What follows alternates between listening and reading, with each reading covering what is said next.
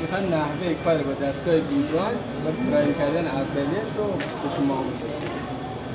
اول که باید قبل از اینکه دستگاه رو روشن کنید یه کانکتور داره برای بیکربنات و برای محلول کادو و بیکربنات دستگاه رو بذاریم و بعد روشنش کنیم که تستاشو رد کنیم. تستاشو که رد کنه یه علامتی به اسم کوپلینگ میاد. این علامتی که الان میخواد به شما کوپلینگ رو بس.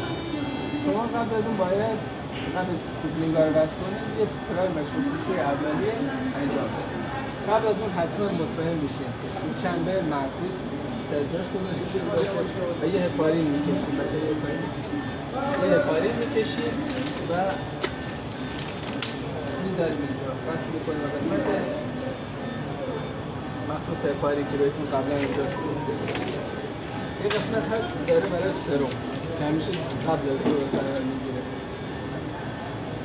سرم رو قصد میکنید سب کن دست آمد به سرم قصد میکنید قسمت سرم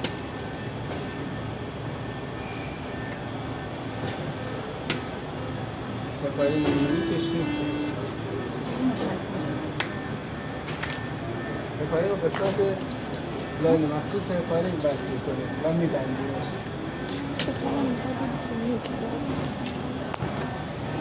چک هم میکنیم که ایزولاتور دستگاه متصل باشه سر جاش. ایزولاتور کارش بررسی فشار ورید. خب لاین شریان برمیداریم، سرم رو باز میکنیم و با سرم به صورت اولیه شستشو میکنیم.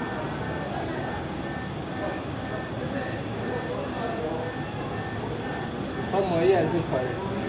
علت شستشومون هم این بود که غیر از هواگیری این با یه ماده با یه گاز ضد عفونی میشه که اون گاز شستشو باید پیدا کنه. خیلی از بیمارا به این گاز حساسیت دارن. گاز پلی‌ایتیل. خب لاین وریدی رو توی صافی که باز کردیم. صافی رو حالا بر اساس نیاز بیمار که حالا من بعد بهتون میگم صافی رو چجوری انتخاب کنیم انتخاب میکنم که چه صافی رو بذاریم. لاین ورید رو میذاریم توی جلد و خود صافی رو متصل میکنیم.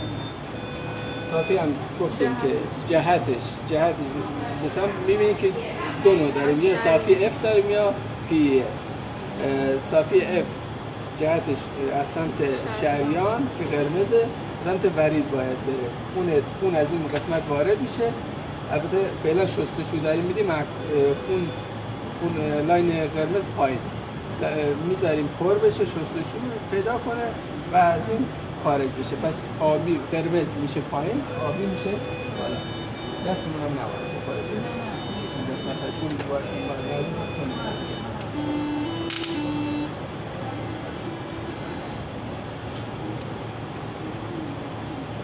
این صدا باید شنیده بشه تا مطمئن بشیم که سه تا آماده کردیم. الان دور دستگاه رو شروع می‌کنیم به بالا بردن. هرچی دور دستگاه پایین‌تر باشه کیفیت پرایممون بهتره. سرنگ هپارین دستمون می‌گیریم، سرم داره پر میشه، سرنگ هپارین دستمون می‌گیریم، پر مایع می‌کنیم و 2 cc از این که معادل 1000 واحده می‌فرستیم داخل. وقتی هپارین وارد این سیستم بشه یعنی هپارین بشه احتمال لخته شدن توش میاد پایین. منتظر وای میستیم که سرم از صافی خارج بشه. اون 2 cc رو ساعت کی اضافه میکنیم دقیقاً؟ هپارینو؟ آره. در حال شستشو که هست میتونیم هپارین هم پایین میندازیم. در حال شستشو میتونین هپارین رو بزنید. حالا این چمبر پر شده باشه. واسه موقع پرایم کردن حتما باید داخل اون باشه.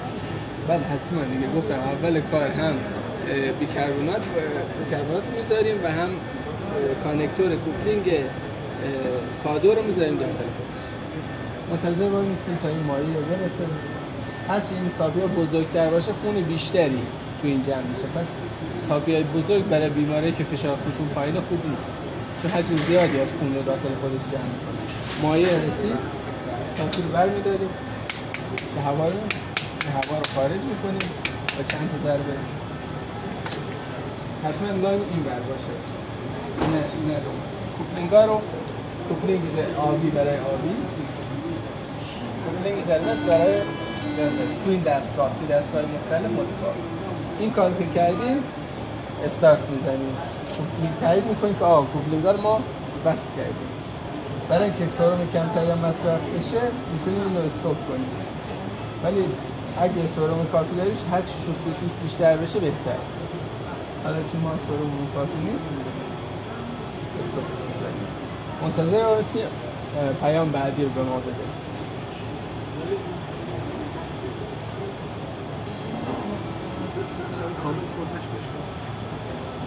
صبور باش.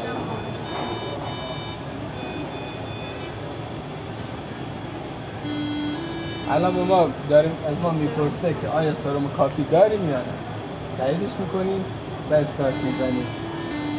خب بعد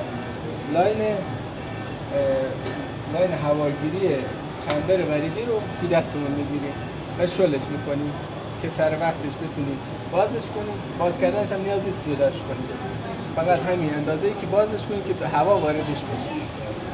یعنی هوا الان میبینیم موقعی که تست بلاد سیستم میزنه بالا، این بالا رو نشون بده، سنسورها مختلفو داره میزنه، تست بلاد سیستم میاد. موقع تست بلاد سیستم این بسته میشه و اون چمبر پر مایع میشه. این اگه باز نباشه چمبر نمیکنه.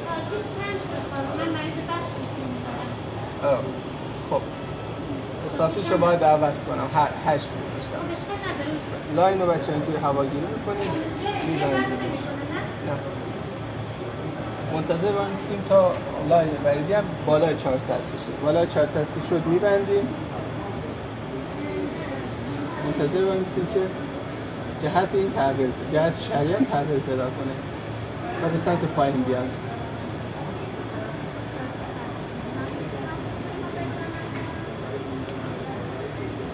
بازش میکنیم، تمام. یه استوب میزنیم. الان دستگاه ما آماده است. آخرین کارم لاین سرم رو میبندیم. لاین هواگیری رو نمیبندیم استاد؟ چه؟ لاین هواگیری چمبر وریدی رو نمیبندیم؟